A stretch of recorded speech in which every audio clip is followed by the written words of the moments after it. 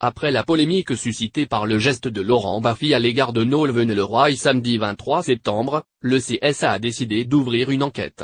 Une situation au sujet de laquelle le snippet de C8 a décidé d'ironiser sur son compte Twitter lundi soir, qui vient à ma lapidation demain.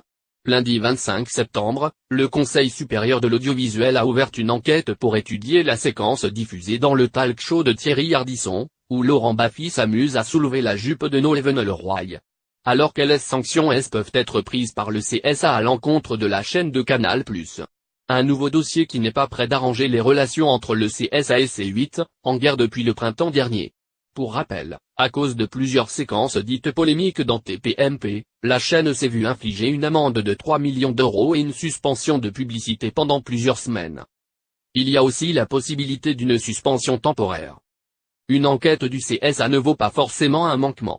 Il suffit qu'une séquence soit signalée pour que le Conseil des sages ouvre un dossier, c'est au moment de l'enquête que l'on détermine si on classe ou non ce dossier, a expliqué le porte-parole de l'autorité administrative indépendante.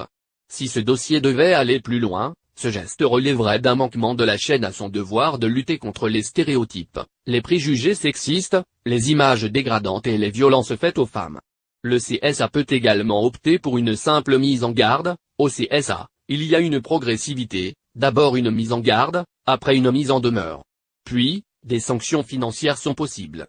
Il y a aussi la possibilité d'une suspension temporaire de programme. Et enfin, l'ultime sanction, le retrait d'autorisation d'émettre. Le CSA est comme n'importe quel juge. Au premier dérapage, il peut y avoir une certaine bienveillance mais, plus le dossier s'épaissit, moins le CSA sera tolérant, explique Guillaume Sauvage, un avocat spécialisé dans les médias. Attention donc à ne pas multiplier les dérapages.